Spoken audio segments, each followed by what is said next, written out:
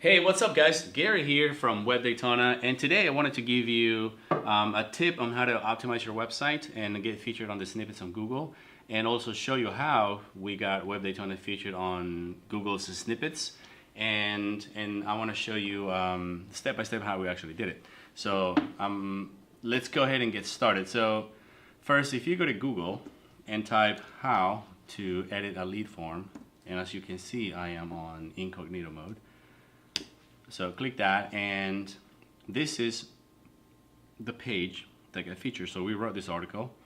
It's pretty much a step-by-step guide on how to edit a lead form on Facebook, and it was one of the most searched queries on Google, but there wasn't an answer to it. So we actually ran into an issue too. We're trying to edit a form, and we couldn't figure out how to edit it, and then we just kind of like recreated the content from Facebook's Q&A, put on the spin to it, and published it, and it actually got featured on Google, outranking Facebook's page, and following that, we actually created a video showing screen recording on how we actually did it, creating a form and editing and all that stuff. So here is where we get into, this is the page that we created, so you can see it over here.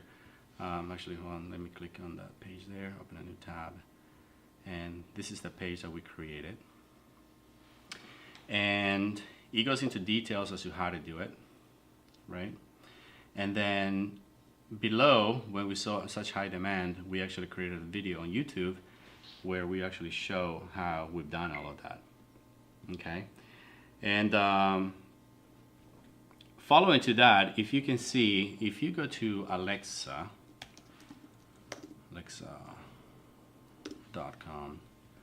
and you do search for webdaytona.com. What it's done is it has drastically increased our ranking on Google, and as you can see, some of the most searched keywords, where's it at? Here, there you go. One of the most searched keywords now is how to edit a lead form in Facebook, how to edit a lead form, how to edit a Facebook lead form. We got around the digital marketing agency, and how to edit lead form from Facebook, and how to edit lead ad form. And right now, as you can see, it's ranking about 23% of our total traffic. The second one, 14%, is how to also. So what we did is we try to stay up to date with Google's algorithms and new changes and new features that they release, and we try to create content that coincides to the new updates. So it's just a matter of taking advantage of what's happening today and pretty much executing right away, so that we can get a chance to get ahead of the game, basically. So it's a race. So we got really lucky with that, actually, to be honest with you. But then again, Google will tell you that it's impossible to rank it. But if you just try it and you follow the specific procedures on how to get your page ranked and getting the right outbound links, it'll definitely work for you. So another thing I want to show you is following that article, what we did is, like I said, we created this YouTube video, and now when you actually Google search it, the placements that we have on Google now are the following.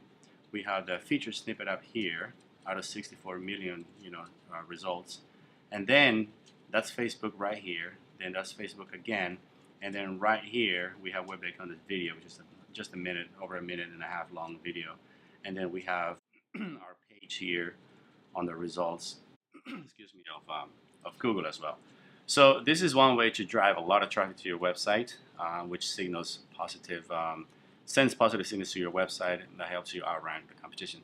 And that's how we're able to beat and outbeat and outrank a lot of the competitions. It doesn't matter where the market is; could be local, nationwide, or internationally, just depending on how many powerful backlinks you can get, and as well as staying up to date with the latest trends and algorithm updates with Google.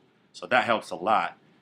And our research and development team here at Web Daytona, all they do is just pretty much just stay up to date with the latest, and then we apply it to whatever company or project that we're working on.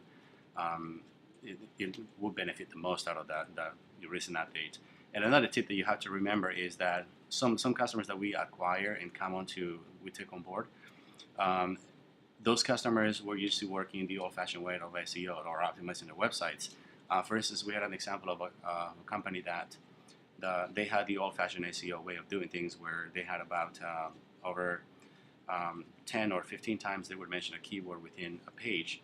Now, that used to work way back then. Granted, her website is about over 10 years old, which means that it's gone through different phases of like SEO algorithm changes. So when we take an account over like that, we have to run a complete thorough analysis on the website to see what pages, need to be updated, what pages need to be upgraded, and what pages we need to do complete on-site SEO again, and to restructure the entire website and signal Google, send signal Googles or the crawlers or the spiders the right information. So you got to remember, Google, what they want is they want to make it's all about the end user. So they want to make it easier when somebody's typing something like how to or how to do certain things. They want to make sure that the user finds that information rather quickly. So if we create content that answers that question to the end user, that is creating value content, and that right there is what Google wants.